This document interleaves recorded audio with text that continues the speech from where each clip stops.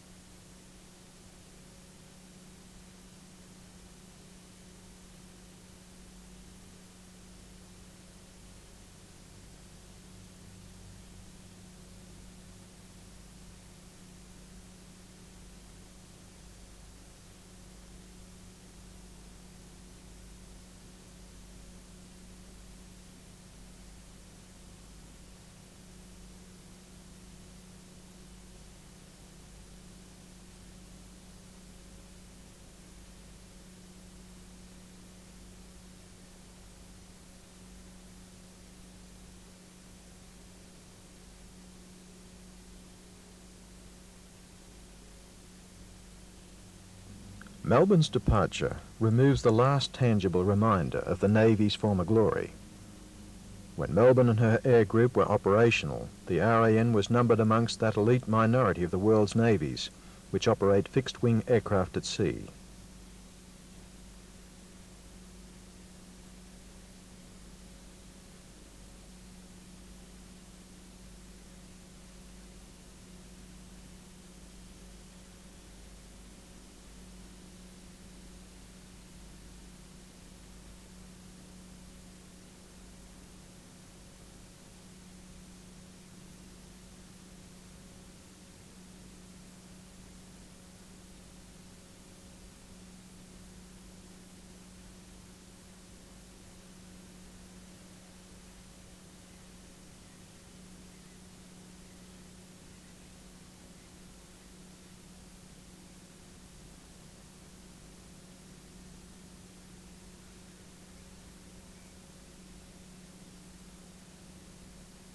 This is Tower. Flying completed.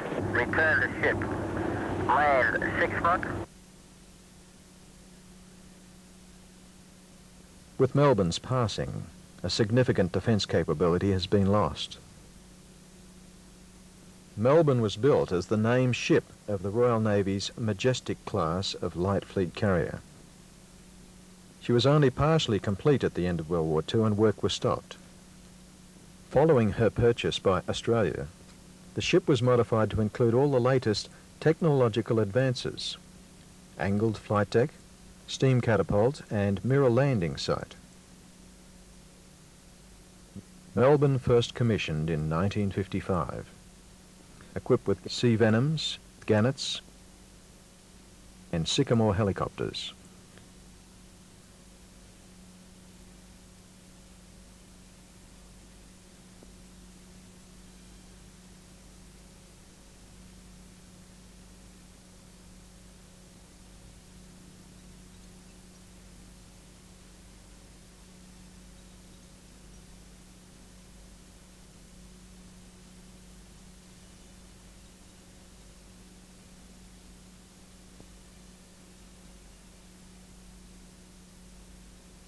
These remained in service until they were replaced by the more potent combination of Skyhawks, Trackers and Wessex.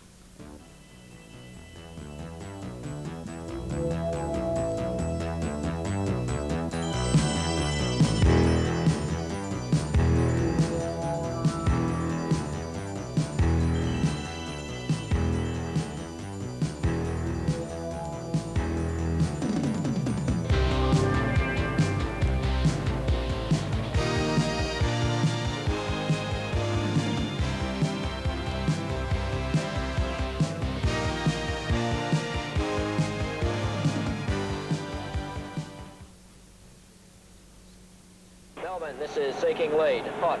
Sonar contact 074, 2460. Classified enemy submarine, over. During her career, Melbourne was the innocent party in 2 collisions at sea.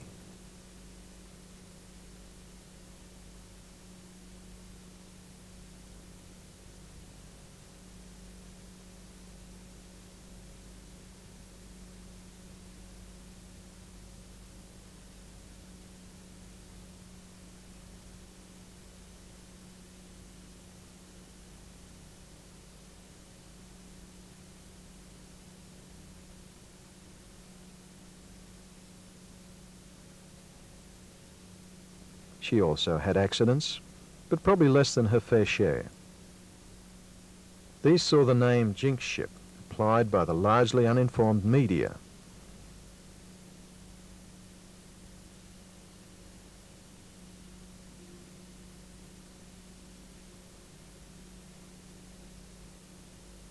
Rear Admiral Martin, a former commanding officer, refutes this label.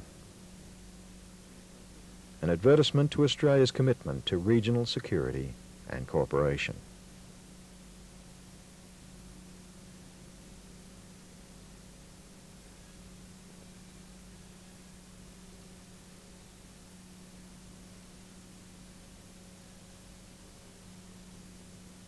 Her versatility was proven in the aftermath of Cyclone Tracy. The people of Darwin will long remember her.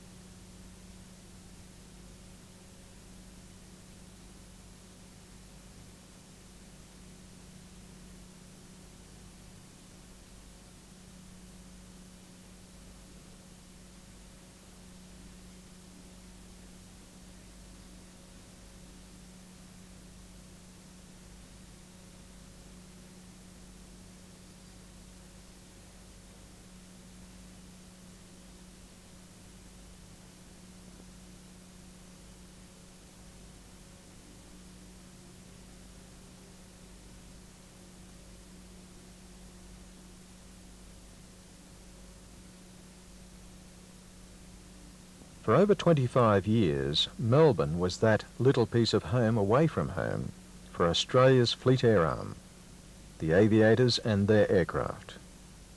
During her service, Melbourne and the 150,000 officers and sailors who served in built up a tremendous esprit de corps. She was overworked, used, abused, admired, cherished, sworn at and loved by those who were privileged to be one of her ship's company. The official statistics are a great compliment to her successive crews. She steamed 868,893 miles. She spent 62,036 hours underway. She carried out 35 overseas deployments.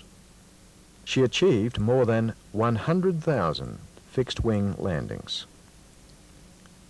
And she had no fatalities in her last 16 years of flying operations, a world record and one envied by other navies. The ship has gone, the memory remains.